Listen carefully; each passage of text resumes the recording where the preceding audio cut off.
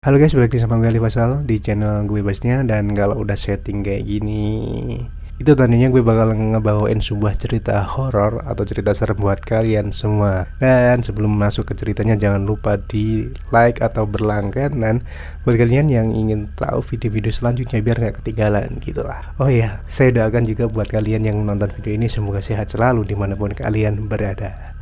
Langsung saja kita menuju ke videonya.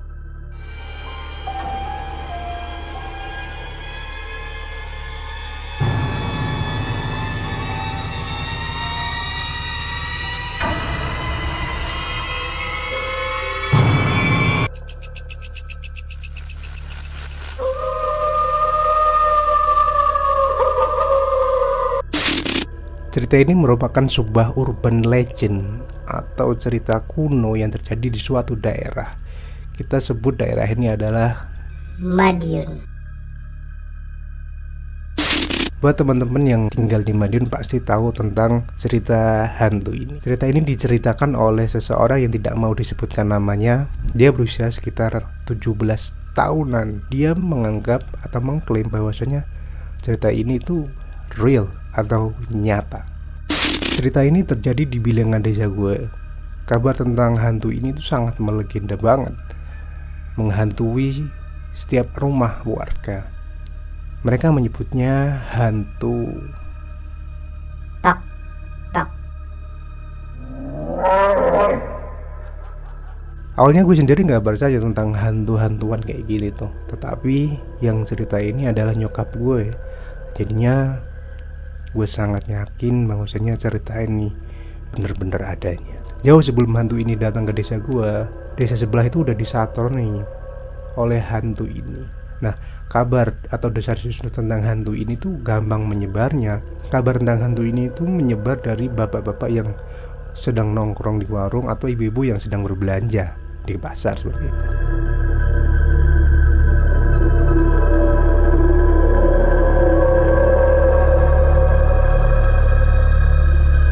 Fakta menarik bahwasanya hampir semua rumah di desa ini itu mempunyai balai-balai bambu.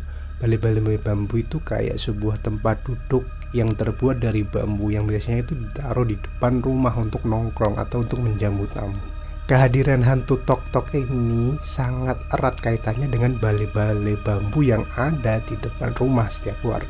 Dan kehadiran hantu tok-tok ini itu bisa dibilang sangat konsisten.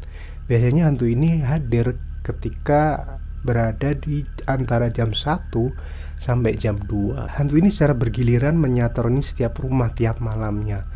Tiap malam dia menyatroni satu rumah, dan keesokan harinya dia menyatroni rumah yang berbeda. Terus sampai rumah yang ada balai bambunya selesai disatron. Dan fakta lainnya adalah hantu tok-tok ini itu tidak pernah mendatangi 2 kali pada rumah yang sama. Hanya mendatangi satu rumah pada setiap rumah yang berbeda. Menurut orang yang pernah melihat hantu tok-tok ini, perawakannya adalah pria tua yang memakai baju lusuh, compang-camping, dan memakai peci atau kupluk. Dan dia mempunyai wajah yang pucat pasi, kayak mayat seperti itu. Tapi dia tidak ada darah sama sekali di sekujur tubuhnya.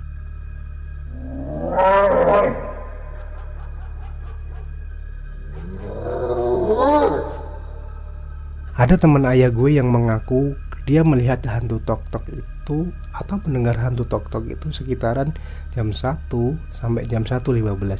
Hanya berkisar 15 menit hantu tok-tok itu ada. Dan yang dilakukan hantu tok-tok ini sama setiap harinya. Dia datang, dia duduk di balai-balai bambu, dan dia mengetuk tangannya ke balai bambu dan berbunyi tok, tok, tok.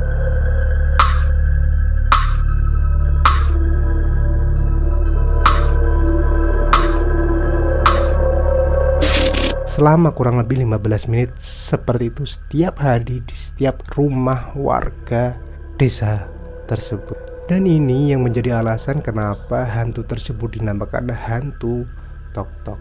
Dan ketika warga mendengar suara tok-tok tersebut, warga itu buru-buru mengunci pintu dan mereka tidak melakukan apa-apa. Mereka takut akan hantu tersebut. Gue awalnya nggak percaya, gue menganggap bahwasanya mungkin ini tuh nggak hantu, cuma tunawisma biasa, gelandangan yang iseng-iseng duduk di balai-balai rumah orang gitu. Iya, masuk akal kayak gitu. Cuma setelah gue pikir dan setelah gue mendengar cerita yang lain, ternyata dugaan gue salah. Ini memang bener-bener hantu, bukan manusia sama sekali.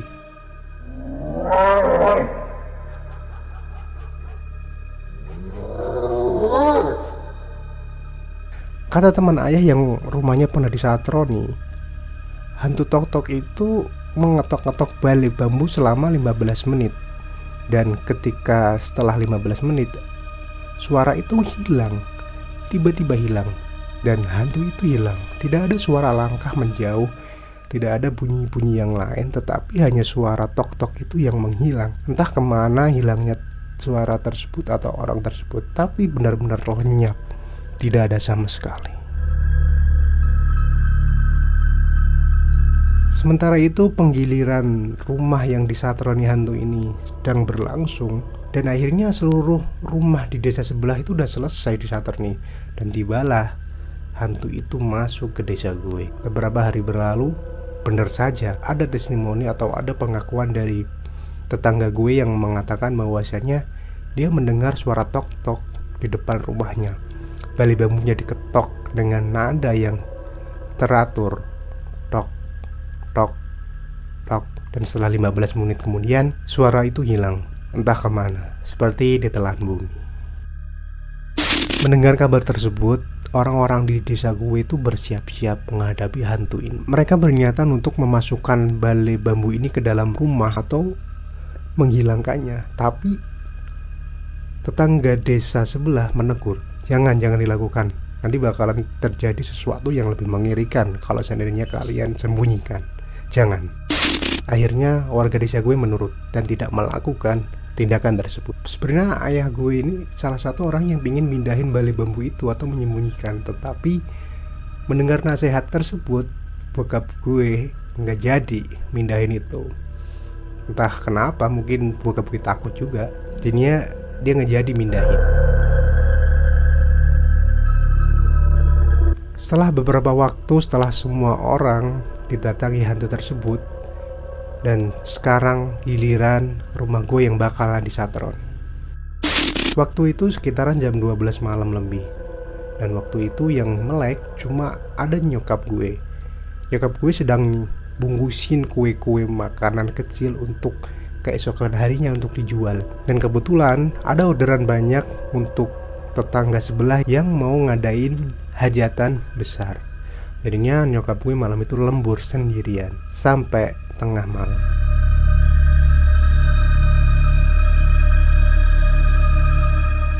Deket-deket jam 1, tiba-tiba nyokap gue mendengar sebuah ketokan yang sangat khas. 1 kali tok. Nyokap gue denger,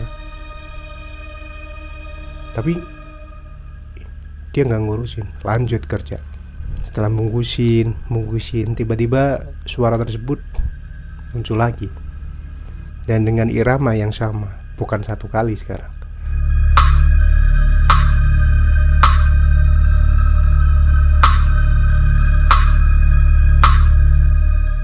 Seketika ibu gue diem dong. Ibu gue gak ngelanjutin pekerjaannya, dia cuma bengong kayak gini, dengerin sampai selesai suara ketukan itu. Nyokap gue gak beranjak dari situ karena saking ketakutannya, saking kagetnya pertama kali denger secara langsung kejadian seperti itu. Dia cuma diem terpaku selama 15 menit. Dan menurut nyokap gue bunyi itu konstan banget. Ketukannya sangat konstan. Tok, tok, tok, tidak ada variasi dalam ketukan tersebut. Tapi sebenarnya pengalaman nyokap gue yang kayak gitu tuh pengalaman yang biasa di desa gue. Setiap orang itu kayak gitu didatanginnya, nggak ada yang ekstrim. Tetapi ada yang lebih ekstrim dari nyokap gue.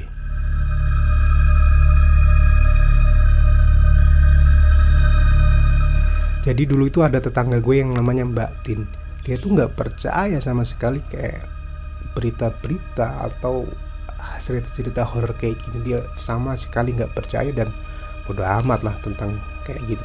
Dan siapa yang tahu Mbak Tin inilah yang menjadi korban teror terburuk di desa itu.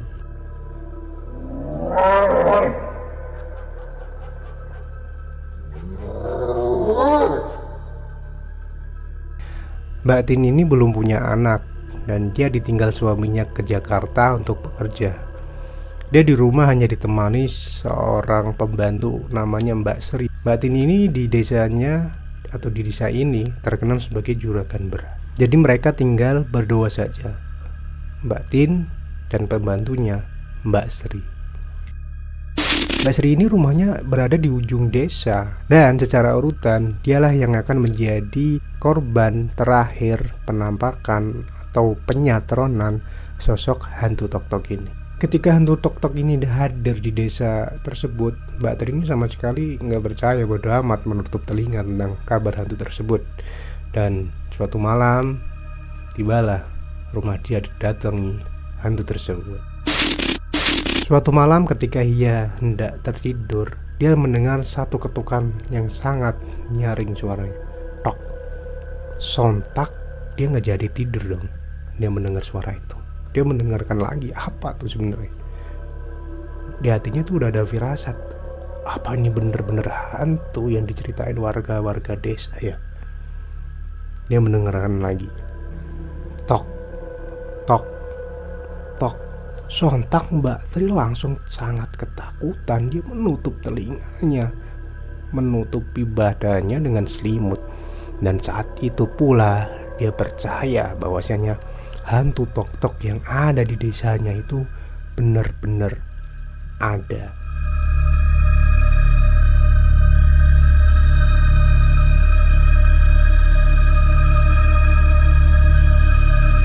Esok paginya karena dia panik, dia langsung membakar balai-balai bambu tersebut. Ya mungkin karena traumanya ya, karena panik banget. Dia langsung bawa balai bambunya ke belakang rumah, langsung membakarnya. Dan itulah yang akan menjadi penyebab teror yang paling ekstrim untuk Mbak Tri.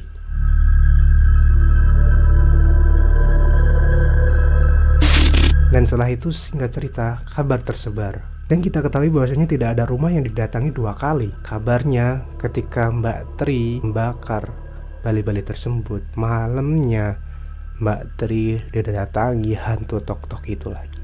Dan kali ini kedatangan hantu tok-tok tersebut mempunyai cara yang berbeda.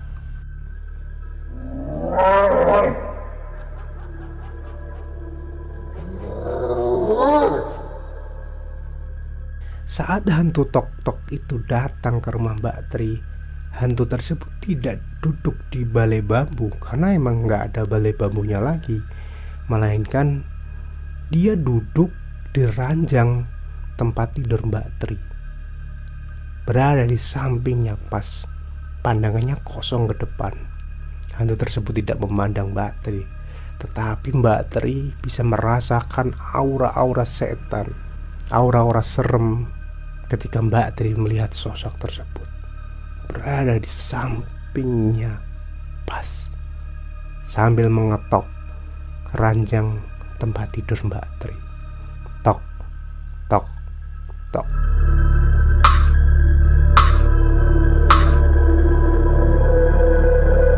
Seketika Mbak Tri pingsan.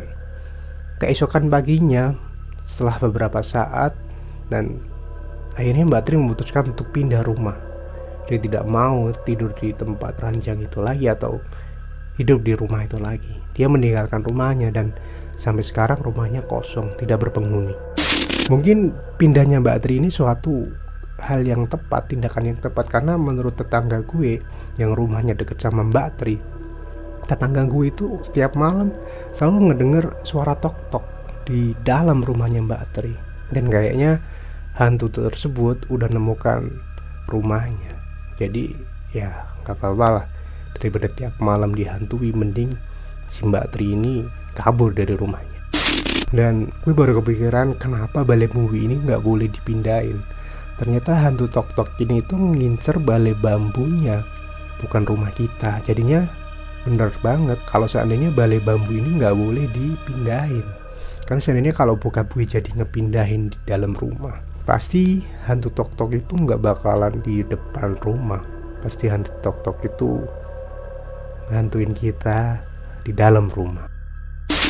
Itu cerita dari gue, walaupun singkat tapi cukup menyeramkan. Sebuah cerita legend atau cerita yang udah lama yang terjadi di salah satu desa di kota Madiun. Buat kalian yang suka sama videonya, jangan lupa di klik tombol like dan juga berlangganan untuk tahu informasi video-video selanjutnya yang akan datang, biar kalian gak kelewatan kayak gitu.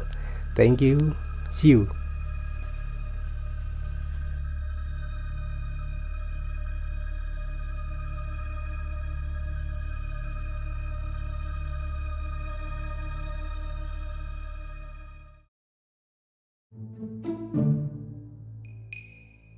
Mendengar kabar tersebut, orang-orang di desa mendengar kabar toke.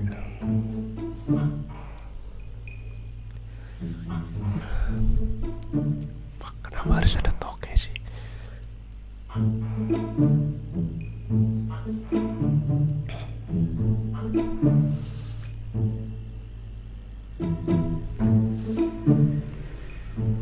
Lanjut.